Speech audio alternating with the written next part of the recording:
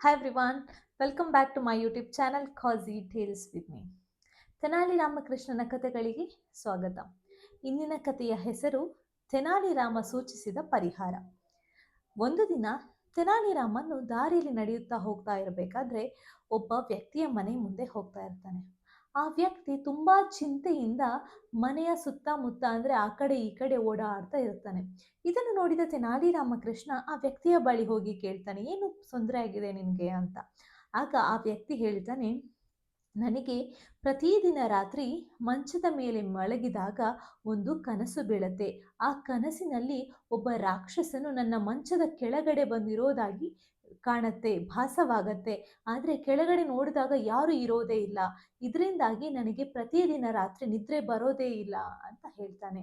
ಹಾಗೆ ನಾನೀಗ ವೈದ್ಯರ ಬಳಿ ಹೋಗಿ ಇದಕ್ಕೆ ಪರಿಹಾರವನ್ನ ಸೂಚಿಸ್ಬೇಕಂತ ಇದ್ದೀನಿ. ಹಾಗೆ ವೈದ್ಯರು 100 ನಾಣ್ಯಗಳನ್ನು ತೆಗೆದುಕೊಂಡು ಬಂದರೆ ಇದಕ್ಕೆ ಪರಿಹಾರವನ್ನು ಕೊಡುವುದಾಗಿ ಹೇಳಿದ್ದಾರೆ. ಹಾಗಾಗಿ ಇನ್ನು ನಾನು ಅಲ್ಲಿಗೆ ಹೋಗಬೇಕು ಅಂತ ಹೇಳ್ತಾನೆ. ಇದನ್ನು ಕೇಳಿದ ತೆನಾಲಿ ರಾಮಕೃಷ್ಣನು, ಏನು 100 ನಾಣ್ಯಗಳ ಅಂತ ಆಶ್ಚರ್ಯದಿಂದ ಕೇಳ್ತಾನೆ.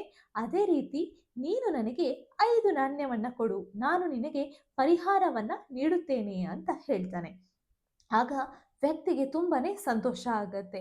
ಏನು ಪರಿಹಾರ ಅಂತ ಹೇಳಿ 5 ನಾಣ್ಯವನ್ನ ತೆನಾಲಿ ರಾಮಕೃಷ್ಣನಿಗೆ ನೀಡ್ತಾನೆ. ಆಗ ತೆನಾಲಿ ರಾಮಕೃಷ್ಣ ಏನ್ ಮಾಡ್ತಾನೆ ಅಂದ್ರೆ 5 ನಾಣ್ಯವನ್ನ ತನ್ನ ಜೇಬೊಳಗೆ ಹಾಕಿಕೊಂಡು ಈ ವ್ಯಕ್ತಿಯ ಜೊತೆ ಮಾತನ್ನು ಮುಂದುವರಿಸ್ತಾನೆ. ಹಾಗೆ ತೆನಾಲಿ ರಾಮಕೃಷ್ಣ ಹೇಳ್ತಾನೆ, ಇದಕ್ಕೆ ಪರಿಹಾರ ತುಂಬಾ ಸುಲಭವಾಗಿದೆ. ನೀನು ನಿನ್ನ ಮಂಚದ ಕಾಲನ್ನ ಕತ್ತರಿಸಿ ಬಿಡು, ಆಗ ಯಾವುದೇ ರೀತಿಯಾದಂತಹ ರಾಕ್ಷಸನು ಮಂಚದ ಕೆಳಗಡೆ ಬರೋದೇ ಇಲ್ಲ ಅಂತ ಹೇಳ್ತಾನೆ. ಇದನ್ನು ಕೇಳಿದ ವ್ಯಕ್ತಿಗೆ ಕೂಡ ಇವನ ಪರಿಹಾರ ಹೌದು ಸರಿ ಅಂತ ಹೇಳಿ, ನಾನು ಇದನ್ನು ಮಾಡಿಯೇ ಮಾಡ್ತೀನಿ ಅಂತ ಹೇಳಿ ತೆನಾಲಿ ರಾಮಕೃಷ್ಣನಿಗೆ ಧನ್ಯವಾದವನ್ನ ತಿಳಿಸಿ ಅಲ್ಲಿಂದ ಹೋಗ್ಬಿಡ್ತಾನೆ. ತೆನಾಲಿ ರಾಮಕೃಷ್ಣನು ತನಗೆ ಸಿಕ್ಕಿರುವಂತಹ ನಾಣ್ಯವನ್ನ ಹಾಗೂ ತನ್ನ ಜಾಣ್ಮೆಯ ಪರಿಹಾರವನ್ನ ನೆನೆದು ಮನಸ್ಸಿನಲ್ಲಿಯೇ ಖುಷಿ ಪಡ್ತಾನೆ. ಹಾಗೆ ಮುಂದೆ ಪ್ರಯಾಣ ಮಾಡ್ತಾನೆ. ಇಂದಿನ ಕಥೆಯಲ್ಲಿ ತೆನಾಲಿ ರಾಮಕೃಷ್ಣನ ಜಾಣ್ಮೆಯ ಪರಿಹಾರವನ್ನ ನೀವು ನೋಡಿದ್ರಿ. ಮುಂದಿನ ಸಂಚಿಕೆಯಲ್ಲಿ ಇನ್ನೊಂದು ಕಥೆಯೊಂದಿಗೆ ನಾನು ನಿಮ್ಮನ್ನ ಭೇಟಿಯಾಗ್ತೀನಿ. ಅಲ್ಲಿ ತನಕ ನೋಡ್ತಾ ಇರಿ ಕಾಜಿ ಟೇಲ್ಸ್ ವಿತ್ ಮೀ. ಈ ಕತೆ ನಿಮಗೆ ಇಷ್ಟ ಆಗಿದ್ರೆ ಲೈಕ್ ಮಾಡಿ, ಶೇರ್ ಮಾಡಿ ಮತ್ತು ಕಮೆಂಟ್ ಮಾಡಿ.